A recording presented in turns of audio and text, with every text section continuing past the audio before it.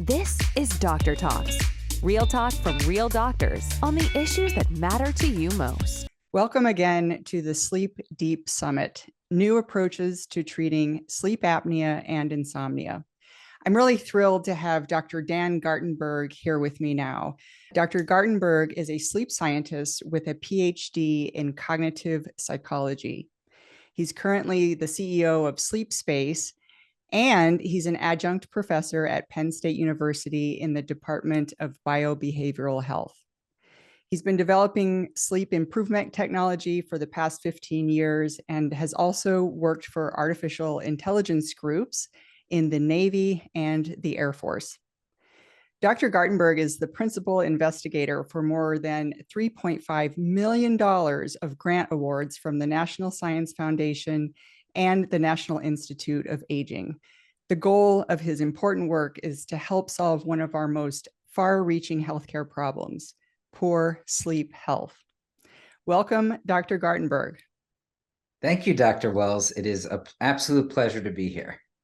Fantastic. Pleasure to have you. And I want to jump right into a question that I have about technology, and I'm sure other people are wondering as well. So technology, electronics, screens, all of these things are kind of a mixed benefit and curse when we think about the last 100 years of human development.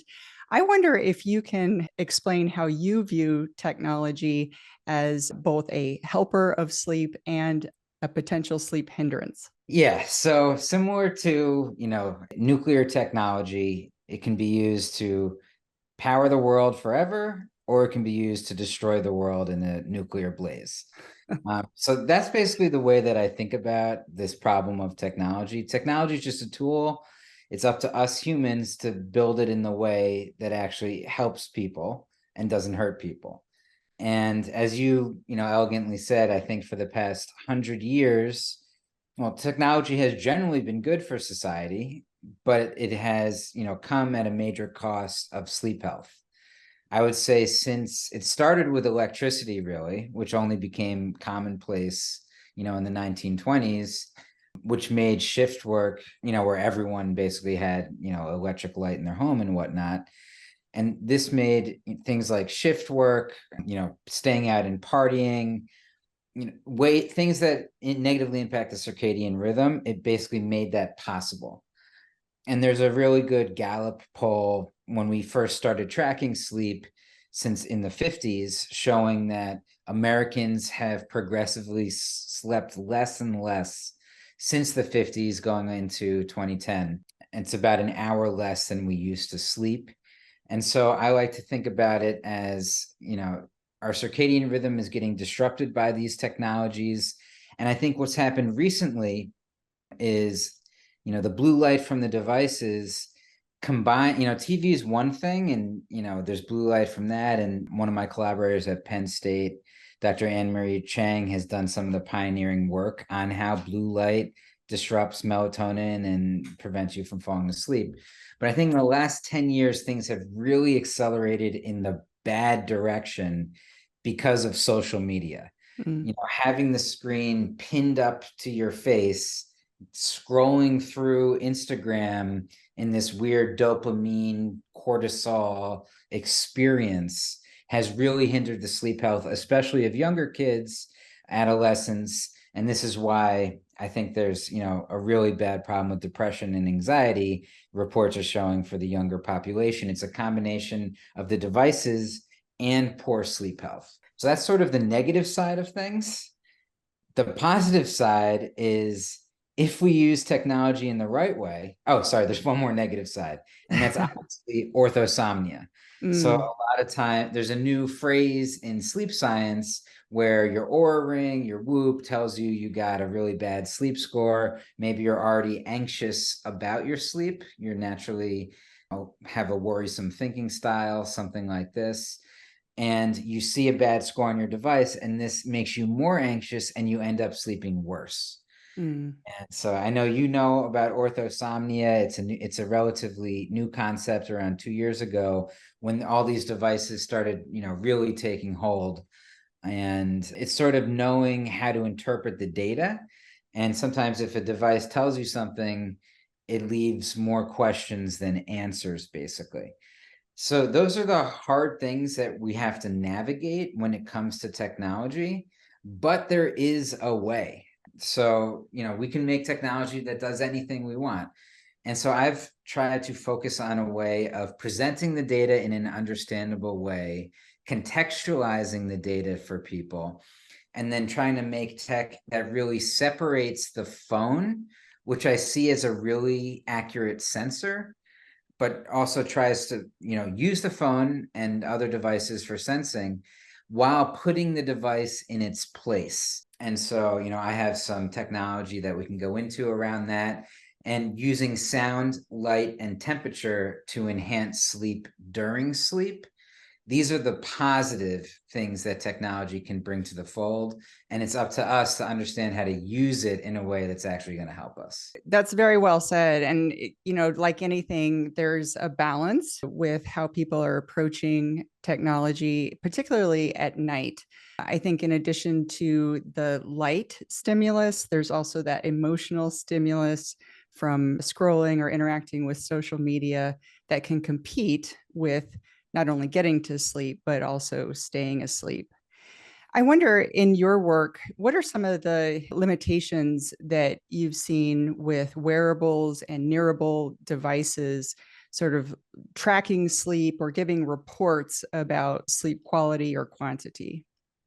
Yeah, so I know this intimately. I've studied in a lab, Oura Ring, Apple Watch, Spectrum Pro, which is a more clinical device. There's more. Some of them have, fallen by the wayside, like Sense AI. And we will study them alongside polysomnography. So, hooking people up to the electrodes.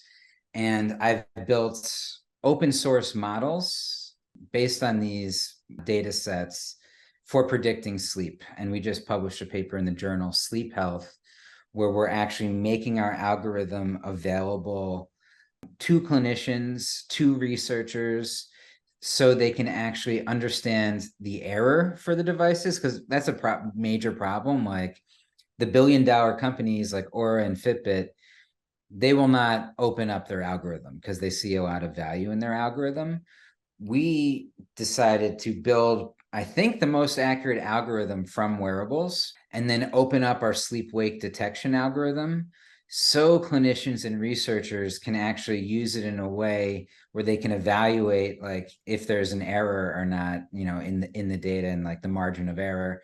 Something that happened a while ago is like Fitbit randomly changed their algorithm, and then everyone just started getting like a half hour more of sleep or something like that. And that's an issue with black boxing it. You can't do like post-mortem on the data to see, how it shifts. Or recently changed their algorithm too. And so when I'm looking at the data, and so many people ask me, my Oura Ring says this, SleepSpace says that, what does it mean? It says I'm only getting a half an hour of deep sleep. This is where the orthosomnia thing comes in. And I have to say to them, think about the data in more relative terms than absolute value terms. So, building these algorithms, I know how accurate and inaccurate they are. If you're familiar with signal detection theory, which is a little bit more nerdy, but you can think of it as like a measure of accuracy from 0 to 1. Sleep wake, the area under the curve, which is like the sort of how we think about accuracy for a wearable, is 0.95. That's my current algorithm. For light sleep, it's 0.77. For deep sleep, it's like 0.8. And for REM, it's like 0.85, something like that. So the higher the number, the more accurate the signal is reporting. Yeah. So basically, like, it's really good for sleep wake when we have a heart rate and motion sensor on the wrist or finger. Another part of this is the algorithms are made for healthy white people. That's another aspect of this as well. And actually, there's a lawsuit right now going on against Apple because their sensor's a little bit racist, because there's a pigment issue with the wrist, actually. And detecting the oxygen level. Yeah, for the pulse oxygenation. The photoplasmography is what they use, PPG. and the green light doesn't distinguish certain skins as well. Mhm. And also keep in mind that a lot of these algorithms are made for healthy populations. Yes. So like Aura's algorithm used to fall apart for like super healthy people that had a really low heart rate.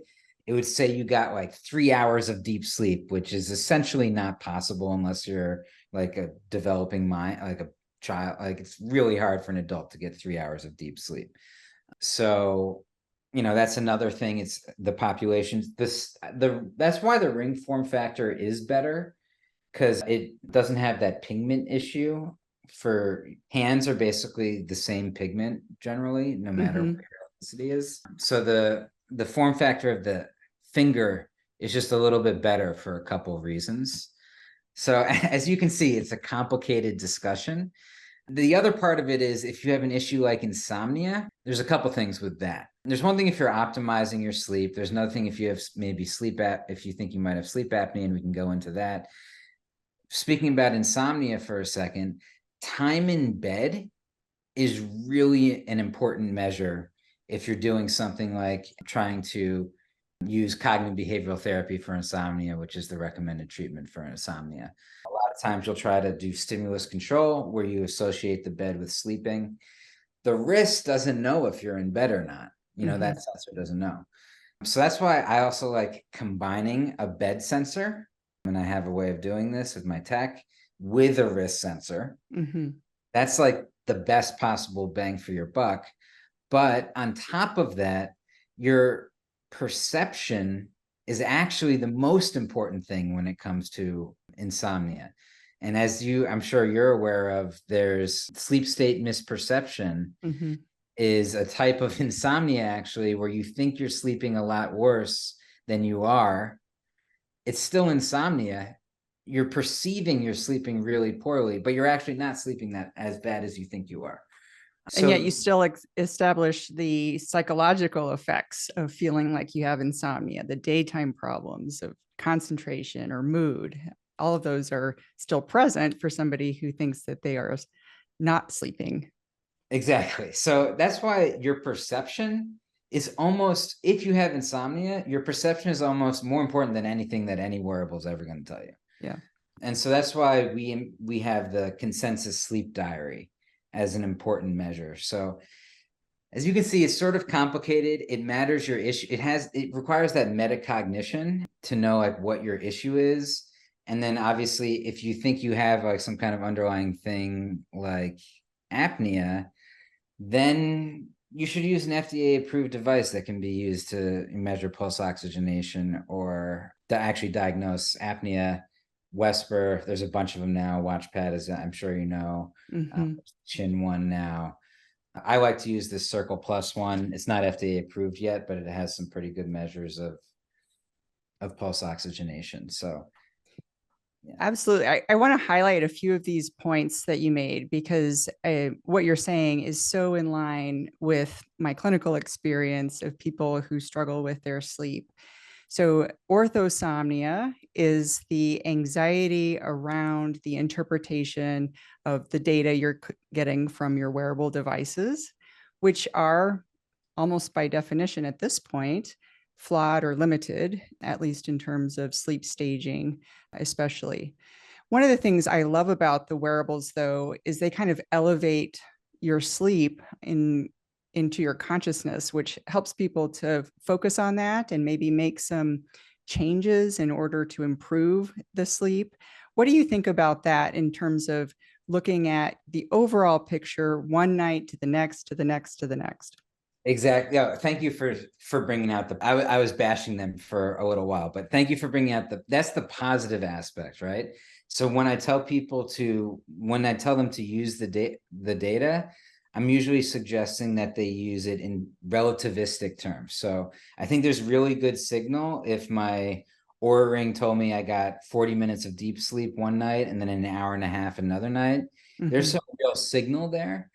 And then they can use that relative truth to identify, oh, it was that alcohol. And that's like one of the main things that people identify once they start using these trackers is how much alcohol really destroys deep sleep. Another one they might notice is, THC can inhibit the REM. It's just like Mhm. an example. So yeah, thanks for looking at the positives. This is a little bit near and dear to my heart because I've been using Aura for a while and they changed their algorithm a little bit. And what I noticed was that all of a sudden I was getting a lot less deep sleep. And it left me feeling a little disappointed actually, because I liked waking up and seeing that I was in, a certain percentage of deep sleep the night before. And as a sleep medicine physician, I can understand that that was just an artifact of how the deep sleep was measured. But as a human being, I still had that sort of adherence to performance. And I think it's tough when you're looking at sleep as a performance measure because you're unconscious. You can't really affect that too well when you're actually sleeping. Instead, your sleep must be supported with daytime activities, alcohol consumption, for one. So I wonder if you can list some other factors that would affect the measurement of your sleep with a wearable device or a nearable device. Yeah, so there's some weird things that you might not expect sometimes. And I remember you must be one of those people that's like pretty healthy with a low heart rate, because that is really, or was very biased towards your type of person. And it's Yes. funny because it was a proxy for overall health in a way. Yes. So it almost made sense in a way that they had it that way. They were basically saying you're a really healthy person. They were erroneously saying that that means you're getting more deep sleep. Interesting. On some nights, I would have a deep sleep report of 2.5 to 3 hours, just like you said. Yeah, And I it's like, knew that wasn't possible at my age. So I was already kind of incorporating that as taking it with a grain of salt, if you will. But again, when it changed, I was a little disappointed. yeah. So back to that question, and it was that whole situation was really interesting. There's weird stuff like I've seen, especially for the nearable sensor that we have, like cats jumping on the bed will create a big artifact. Like I know one of my clients has like 4 cats basically, and you can see the cats, like it looks like she's sleeping horribly, but it's really the cats being nocturnal creatures and jumping on the bed at all times, which is something. But that's also a relevant signal, actually, because that's like, hey, listen, maybe we can try to do something to get the animals out of the bed. Also, with measuring the bedrooms, the bedtime sensor, obviously the sleep partner plays a role too. So factoring that in or out, and we have some ways of doing that by having a sensor on each side of the bed. That's another thing that can play a role.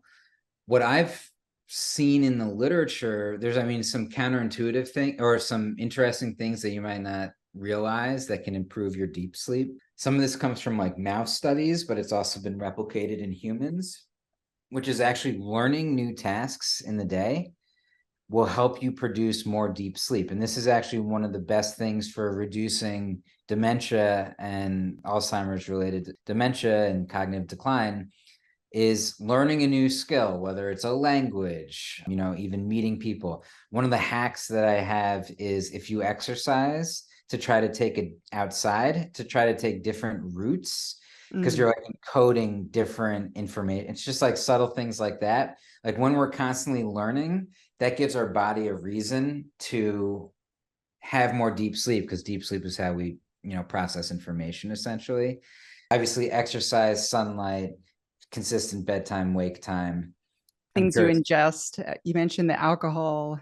I'm thinking Yes. caffeine, how late in the day you eat, your medications.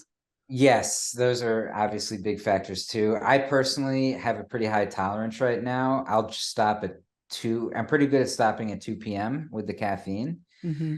Also, caffeine can be your friend too, if you're trying to like stay awake a little bit, if you have like a sleep problem. Like I'm not, there's benefits of caffeine, but obviously it can have a negative effect as well. A little hack is to cycle in decaf for 1 week out of the month, reduce your tolerance to it. Mm-hmm. So you're not having to constantly take more and more caffeine to like feel the effects, basically. That's a subtle hack.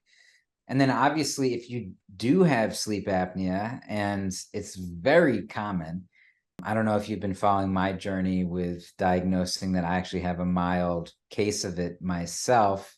I gained around 20 pounds over COVID. And the statistics are that by 2030, half of Americans will have sleep apnea due to, as you know, the obesity epidemic, and also people getting older. The muscles just get weaker when you get older. So it's really common. And even if you have like 4 hypopneas per hour, like you should probably have less than that, which is less than the diagnosis. 5 is usually the threshold. So trying to solve that problem is one of the first places to start. But yeah, curious if you have any other. I totally endorse what you're saying. And I think when I talk to people about their experience with wearable devices, there are a few questions that come up as common. One question is, which one is the best? Another question is, if I have a sleep disorder, will this pick it up? And the third is, how do I improve things? We sort of touched on how to increase sleep and improve the deep sleep and REM. I wonder if you can speak more about your favorite trackers, presumably the ones that are most accurate and easy to use. And then also, how people who have a sleep diagnosis would sort of view the data from their tracker. Yeah, and I've gone through this journey myself. I just had like small contracts with these companies, like just to investigate like how well their device is. And then I stumbled on the fact that I personally had a problem, which was sort of an interesting thing to discover. And so if you think you might have, when I try to get someone to rule out a breathing problem, I'll recommend that they try Whisper right now is my suggestion. And it is is FDA approved to be used by a clinician. A clinician can use it to diagnose sleep apnea. It requires 3 days, which I like, and it's rechargeable because I've had issues, for example, with myself, since I'm a mild case. One night I won't show. I'm not exactly sure what it is because I like barely drink and stuff like this. Maybe it's like my position, or I'm not sure. Or maybe it's like a stress thing for that night. So one night I'll show no signs, and then another night I will show signs, which was an interesting finding that I got from Whisper. But so they have like a thing just for $79. You can get the device for a month, which gives you the information you need to then get diagnosed. And you can I think they can set you up with a doctor for $160, or you can likely, I think, bring the data to your doctor and they can diagnose you. I got the actual diagnosis from a medical doctor for, I guess, $250 total. When you don't have to basically, if it says you have no problem, you could probably like not go to the MD for the extra 160.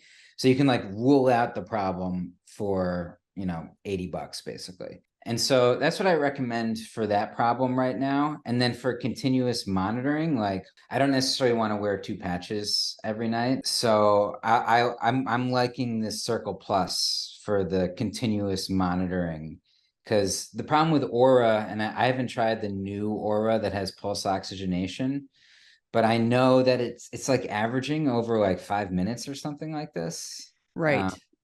Whereas the Circle Plus, yeah, the Circle Plus is measuring every second second and shows a very high fidelity to simultaneous ABG gas measurements, where the blood gas is sampled directly from the blood vessel and compared to the readout from the Circle Plus ring. Oh, you know more about it than me. Yeah, I didn't know those details actually. So yeah, and Meyer Krieger works with them. He's like Correct. the father of sleep apnea, so that's a pretty legit person on your team. So yeah, I've been liking them. Getting the 1-second resolution actually lets me make actionable things from it. Do you know what the resolution of Aura actually is? I know that's an average, but I don't know how it's actually computed. But that's the thing, you need the granularity because you're looking at changes over like a very brief period of time. And since it's always such a high value, typically, it's really, or will say you have like a 94% average. but that could still be a problem if you're having these drops, you know? Definitely. Yes. And I think it's one of the limitations of these consumer grade products. I would be really hesitant actually to rule out any sleep diagnosis from a wearable simply because any home sleep test, especially a home sleep apnea test, does have a tendency to underestimate the number of airway obstructions, especially the airway obstructions that cause brief arousal or awakening from sleep. And this could explain some of the variability you're seeing with your own testing. If you wake up a little bit instead of drop your blood oxygen level, that device does not necessarily capture those events.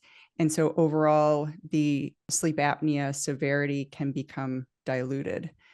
And I think true, it's kind of the direction we're moving in to add EEG to home testing as a way to capture those arousals coming from a blocked airway. I think that's going to be a phenomenal revolution in home testing.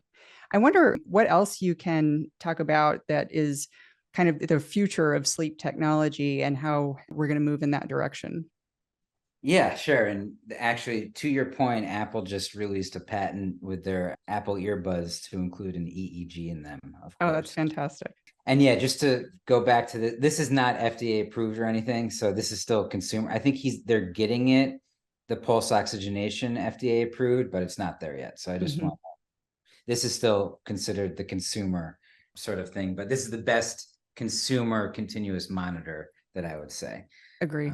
Totally agree with everything that you said, that you can't rule it out. But if it does say a certain problem, you can, get pointed in the right direction. Yeah, in a way, the home test devices are only useful if they're positive, and if they're not showing anything, I like to say they're inconclusive. So in the presence of symptoms, a person should definitely seek medical care for that. Yeah.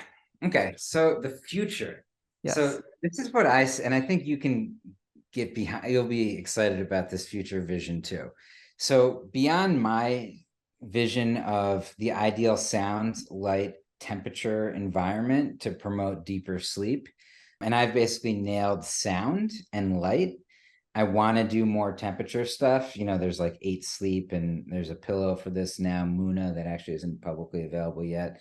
But there's definitely a theoretically ideal sleep environment that will make everyone sleep more deeply.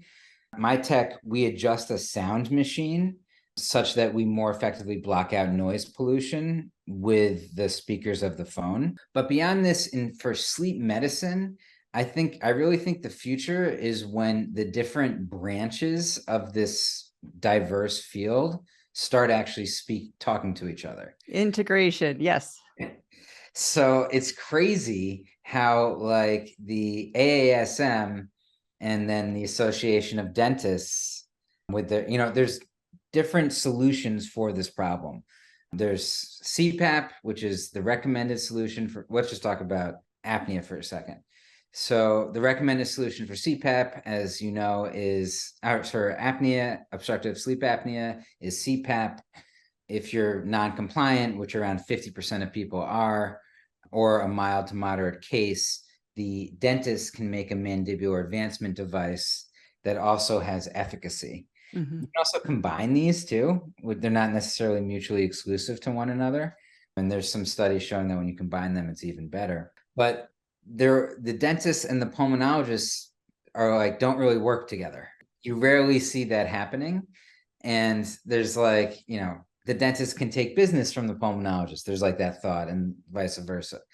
And then the other part of this, and there's a really good randomized clinical trial showing that people with COMISA, which is about 40, COMISA is comorbid obstructive sleep apnea and insomnia. And it's actually very common. About 40% of people that have OSA also have insomnia, partly because they're like, insomnia is about having a high arousability. And if you're not breathing throughout the night, you're going to be more readily arousable. So there's a recent randomized clinical trial showing that by treating people with cognitive behavioral therapy for insomnia who have COMISA, you actually reduce the hypopnea, the issues with the breathing, which is interesting. It is. I mean, I think these two conditions interact negatively with each other in a way that we don't quite understand yet. And being that they are the two most common sleep medicine diagnoses, that's one of the reasons why they're paired for this summit, so that people can understand that within one individual, both conditions may be coexisting and interacting negatively. Thank you for mentioning that. So that's why I'm trying to make this is like, I'm working on this right now. This is cutting edge stuff, but we're trying to validate a new treatment for COMISA that actually brings together all of these effective modalities within some kind of artificial intelligence, digital-based cognitive behavioral therapy. And that's sort of the future that I see. I would love, Dr. Wells, if you could maybe be a part of this too. If I get this next batch of grants, it would be great to work with you on some of this stuff too. But I imagine that when you go to your doctor, when you go to your dentist, there's some kind of way to sort of phenotype which solutions would work best for your issues. And you would get a treatment that's tailored to you for a precision medicine sort of solution. I love that idea. And it's something that I'm trying to create because I think behind the doors of traditional medicine, like traditional healthcare and the healthcare delivery system, it's really hard to implement that. So people are not seeing their physician frequently enough, and even then only for 20 or 30 minutes at a time, which doesn't allow for that personalization component or even the education necessary to sort of cultivate that for yourself. I wonder if you can talk more about the ways that SleepSpace has taken on to help people understand their sleep, understand what may be an issue that needs to be tracked or brought to medical attention. Yes, thank you for bringing that up. And anyone can try it out for free for 30 days with this code that I think that I'm going to make available on this. So we developed a cognitive behavioral therapy based solution that augments typical therapy. So we ran a randomized clinical trial, not to replace the cognitive behavioral therapists, these are usually psychologists, but to augment their practice. So there's been other solutions in the past that have been FDA approved. They're called digital therapeutics. And an example was Rest, another one was Sleepio. And so they're designed to sort of replace the clinician.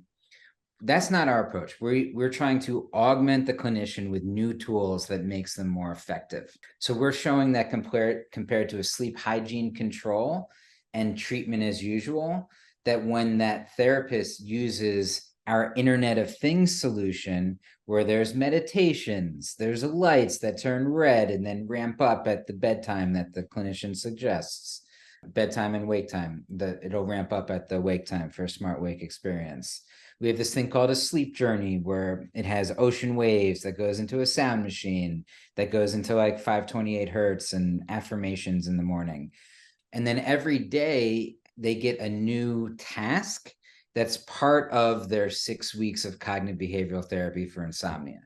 And we just completed the last participant a couple weeks ago, and we're going to unblind the data literally in like a week or two to see if we're actually the most effective treatment for insomnia when a clinician uses our system compared to when they do their typical treatment. That sounds really exciting. Hopefully it works. I've used the app. I've been on a sleep journey, and I want to say that it's really enlightening because you get information that is evidence-based and really solid, high quality information. I've noticed that the sound component of the SleepSpace app is something that helps to sleep. And I've also had occasions when I'm waking up in the middle of the night, sort of toward the front of the night, and I noticed different pulses in that sound. Is that a feature of the app? Yeah, so we do this thing called deep sleep stimulation, and it works better if you have the smart bed. So we have like a phone charger that detects micro motions, and it turns off the sound if you start to wake up. It's actually supposed to be underneath consciousness. So like you shouldn't be conscious of the sound. But what got me interested in this is basically, and we have a peer-reviewed paper showing that this is possible in a laboratory environment, that if you pulsate sounds at the delta wave frequency at the right time during sleep, it can prime these regenerative brain waves. Oh, that sounds great to me. So, Anything that says regenerative brain waves sounds like a plus. yeah, so it's easier said than done. So you probably shouldn't have been perceptually aware of it. That actually means that hopefully it didn't cause any problems, but it's supposed to, we try to do it at the level where you're not going to be perceptually aware of it.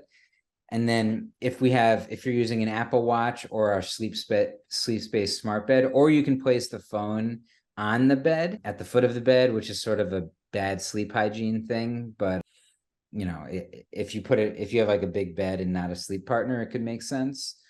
Then we're more accurate at delivering the deep sleep stimulation sound.